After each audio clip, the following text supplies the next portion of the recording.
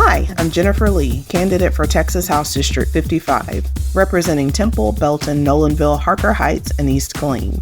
I'm running for the State House to protect public education from being defunded, restore reproductive freedom, and reestablish our voting rights. Thank you, Progress Texas, for getting the word out to vote to young voters and progressives of all ages.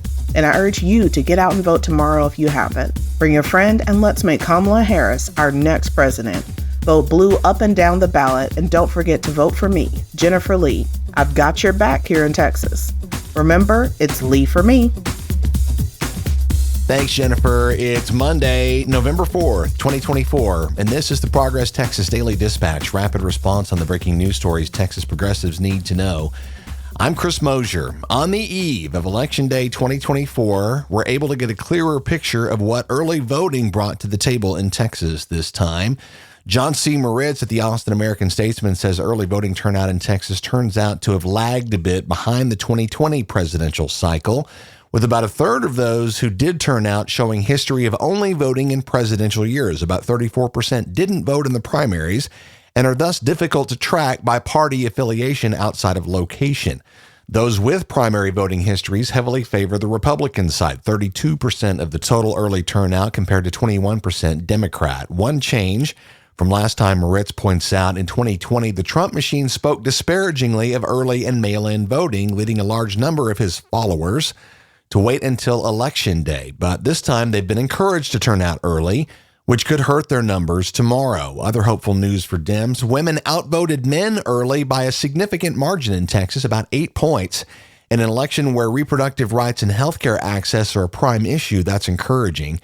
Younger voters, as we've talked about, stayed away from early voting in droves, but Moritz's count is higher than the one we've been following from NBC News. The Statesman says 21% of early voters in Texas were under 30. That's still not enough. Matt Houston at WFAA finds that the almost 9 million Texans who voted early make up almost half of our total number of registered voters, again lagging behind 2020 when 57% turned out early. Keep in mind, of course, that pandemic conditions then led to massive mail-in voting and to an extended early voting period. Ted Cruz is definitely feeling the heat and is buying into the Donald Trump plan to claim voter fraud as a factor should he lose tomorrow. Saul Elbein at The Hill says Texas Republicans are already pushing stories of malfeasance at the polls. Elbein talked to Cal Jilson, professor of political science at SMU, who says it's, quote, a national Republican commitment to establishing the idea of election fraud. If Allred should catch Cruz on Election Day, Republicans want to establish the idea that election fraud is a real legitimate concern, unquote. By the way, don't miss our new rundown of 50 reasons to vote against Ted Cruz at ProgressTexas.org. Not that there are only 50 reasons. We had to draw the line somewhere. Meanwhile, a surprising source speaking up for the integrity of the elections process in Texas as Lieutenant Governor Dan Patrick says claims about Tarrant County voting machines changing Trump votes to Harris votes, claims that were shared on Trump's social media, are false.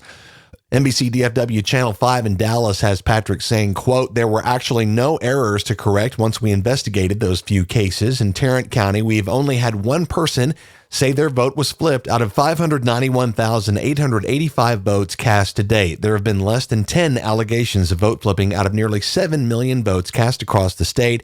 There has not been a single confirmation that it actually happened, unquote. And again, that's from Lieutenant Governor Dan Patrick.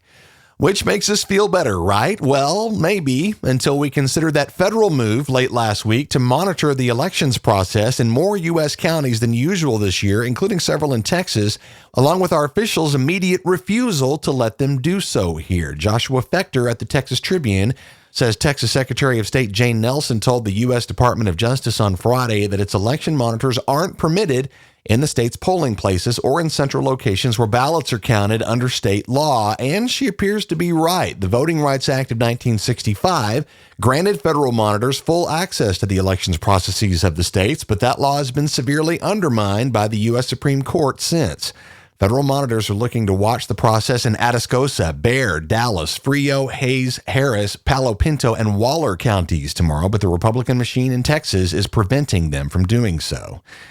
There's certainly no shortage of reasons for progressives to turn out to vote, and a great many of those issues will not be immediately solved in this election. The fight for progressive change is far from over. And as tired as we all are at this point, we hope you're dug in for the long haul, as we are at Progress Texas. Case in point, the second of 2 cases of the needless deaths of Texas women as a consequence of the fear-mongering that's been directed at their caregivers by anti-choice Republican lawmakers. We've talked about the first, Jocelyn Barnica, 28, who died after doctors refused to empty her uterus during a miscarriage in 2021. Maria Dunbar at The Guardian writes on the second horrifying case of Nevaeh Crane of Vidor, Southeast Texas, just 18 years old, who died about a year ago after 3 separate visits to an emergency room over 24 hours in attempts to get care. Doctors diagnosed her with strep throat on the first visit and didn't investigate abdominal pain, she reported. When she returned, doctors administered repeated ultrasounds before treating her in order to, quote, confirm fetal demise, unquote, leaving Crane untreated even after confirming sepsis. Take that in carefully.